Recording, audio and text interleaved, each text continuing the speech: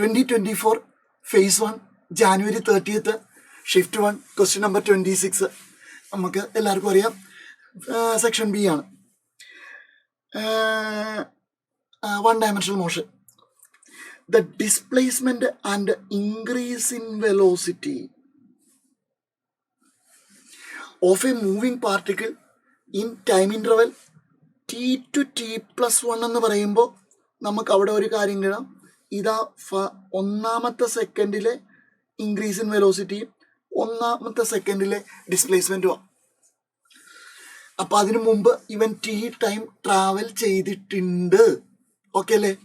അപ്പം നമുക്കൊന്ന് diagram വരച്ചേക്കാം. Sorry, ഇതാണ് ടി ടൈം പോന്നേക്കുന്നത്.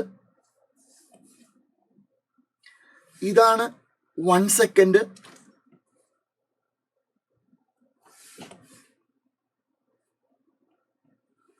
ഇതാണ് നെക്സ്റ്റ് 1 സെക്കൻഡ്.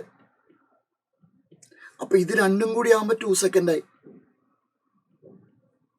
ഈ സമയത്ത് മാത്രം പോന്നേക്കുന്നത് 125 ആണ് മീറ്റർ.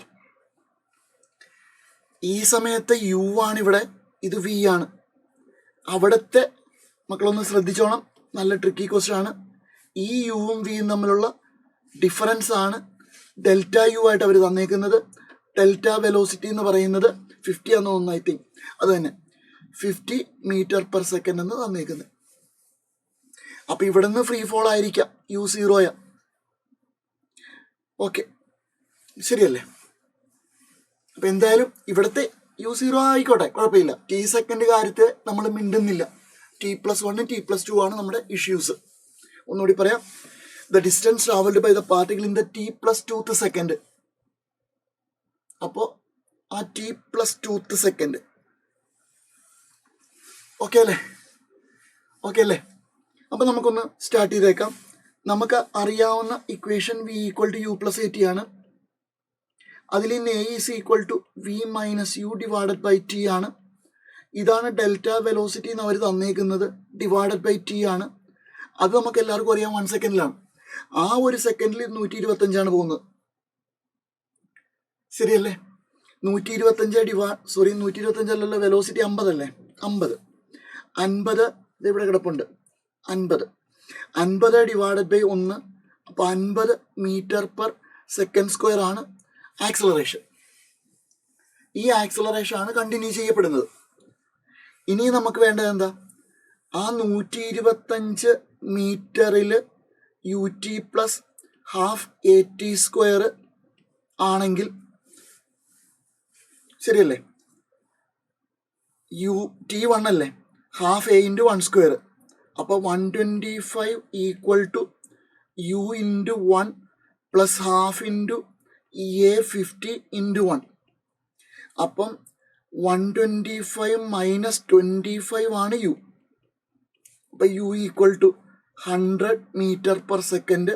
എവിടുത്തെ വെലോസിറ്റി ആണെന്ന് നിങ്ങൾ ശ്രദ്ധിച്ചായിരുന്നോ? ഇത് എവിടുത്തെ വെലോസിറ്റിയാ? ഈ 100 ആണ് ഇവിടുത്തെ വെലോസിറ്റി. സെറ്റല്ലേടാ?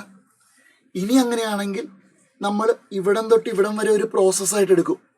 ഇവിടം തൊട്ട് ഇവിടം വരെ ഒരു പ്രോസസ്സായിട്ട് എടുക്കും. അപ്പോൾ നമുക്ക് കണ്ടുപിടിക്കാനായിട്ട് S(n) = U + A/2 × 2n - 1.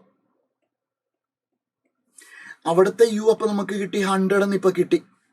Acceleration common ആയതുകൊണ്ട് 50/2 × 2 × 2, ആ particular 2 second -1 is equal to 100 + 25 × 3 is equal to 175 metre ആണ് ആ 2 സെക്കൻഡിൽ നമുക്ക് ട്രാവൽ ചെയ്യുന്നത്. അപ്പോൾ ഇത് 175 മീറ്റർ ആണ്. T+2th ഇവിടെ ഒന്നുകൂടി ശ്രദ്ധിക്കണം.